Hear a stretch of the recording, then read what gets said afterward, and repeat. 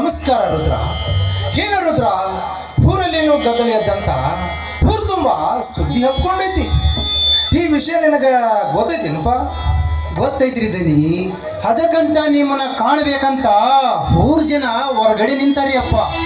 ಊರು ಬರ್ಬರ್ತ ಬಾಳ ವಲಸಗಕತ್ತೈತ್ರಿ ಅಪ್ಪ. ಆ ತಿಮ್ಮನ ಮಗ ಕಾಳ ತಪ್ಪು ಮಾಡ್ಯಾನಂತ್ರಿ ಅಪ್ಪ. ಅದಕ್ಕೆ ಅವನ್ನ ಕರ್ಕೊಂಬಂದಿದ್ದಾರಿ ಅಪ್ಪರ. ಹೌದಾ? ಎಲ್ಲಿದ್ದಾರೆ ಅವರು? ಕರಿಯವರನ್ನ. ಲೇ ನಗಪ್ಪ ಹನ್ಮಪ್ಪ, ಕರ್ಕೊಂಬರ್ರಿಯಪ್ಪ ಅವನ.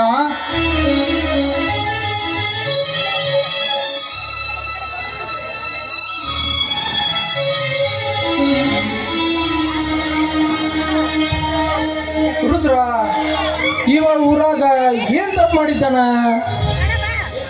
ಏನಂತ ಹೇಳ್ಬೇಕ್ರಿ ಧನ್ಯರ, ಇವನು ಹಿಂದೊಮ್ಮೆ ಇದೇ ಊರಾಗ ಕಳ್ತನ ಮಾಡಿದ್ರಿ. ಜೋಳದ ಗೂಡಿಗೆ ಬೆಂಕಿ ಇಟ್ಟಿದ್ರಿ. ಅವತ್ತು ನೀವು ಕೈಕಾಲು ಮುರಿಬೋದಾಗಿತ್ರಿ. ಆದ್ರ ಇವನು ಮಾಡಿದ ತಪ್ಪಿಗೆ ನೀವು ದಂಡ ವಿಚಿದ್ರಿ. ಇಷ್ಟು ಸಾಲದಂತ ತಿಳಿದು ಇವತ್ತು ಏನು ಮಾಡ್ಯಾನ ಗೊತ್ತೇನ್ರಿ? ಏನು ಮಾಡಿದ್ದಾನೆ ಇವನು?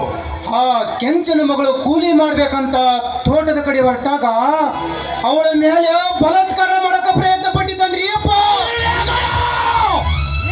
ಇಲ್ರಿ ದನರ, ಇವರೆಲ್ಲ ಸುಳ್ಳು ಹೇಳ್ತಾರೆ, ಸುಳ್ಳು ಹೇಳ್ತಾರೆ. ನೀನು ಎಲ್ಲಿರುವಿ, ಎಲ್ಲಿ ನಿಂತಿರುವಿ, ಯಾರ ಕಣ್ಣು ಮುಂದೆ ನಿಂತಿರುವಿ ಎಂಬ ಅರಿವು ನಿನಗೇನಾದರೂ ಇದೆಯಾ? ಸುತ್ತು 40 ಹಳ್ಳಿಗಳ ಜನರ ಸಮಸ್ಯೆಯನ್ನು ಬಗೆಹರಿಸುವ ನ್ಯಾಯವಂತರ ಮನೆತನವಿದು. ಇಂಥ ಮನೆತನದಲ್ಲಿ ನಿಂತು ಅನ್ಯಾಯವಾದ ಮಾತುಗಳನ್ನು ಆಡಿದ್ರ ನಾಲಿಗೆ ಕತ್ತರಿಸಿ ಹಾಕಿ ಬಿಟ್ಟೆವ ಮಗನ. ಹಳ್ಳಿಯ 10 ಜನರು ನಿನ್ನನ್ನು ಹಿಡಿದುಕೊಂಡು ಬಂದಾಗಲೇ ನಾ ಅರ್ಥ ಮಾಡಿಕೊಂಡೆ ನೀನೇನಾದರೂ ತಪ್ಪು ಮಾಡಿರಲೇಬೇಕು ಅಂತ. ಇದು ಶತಸಿದ್ಧ.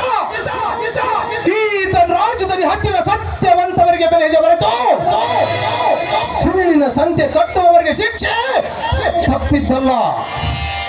ನೀ ಮಾಡಿದ ಅಪರಾಧ ಸತ್ಯವೋ ಸುಳ್ಳು ಎಂಬುದನ್ನು ನಿನ್ನ ಬಾಯಿಂದಲೇ ನೀನೇ ಬಗಳು. ಅವ್ರ ಬಾಯಿಂದ ಏನು ಕೇಳ್ತೀರಿ ಧನ್ಯರ? ನಿಮ್ಮ ಹತ್ರ ಯಾರಾದರೂ ಸುಳ್ಳು ಹೇಳ್ತಾರೆ ಏನ್ರಿ? ಈ